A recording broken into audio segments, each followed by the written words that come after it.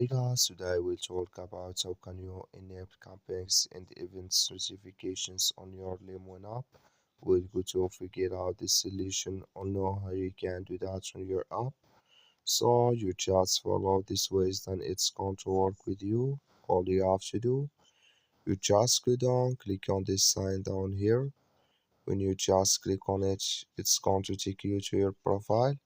It's going to show for you like this. Then all you have to do now, just go here above this sign, click on it. So then it's going to take you to this list. It's going to show for you like this here.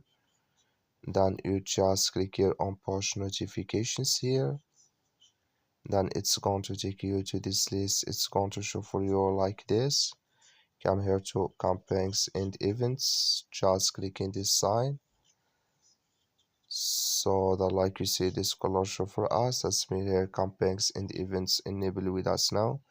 That's all you have to do. Thank you for watching. Don't forget to support us by liking.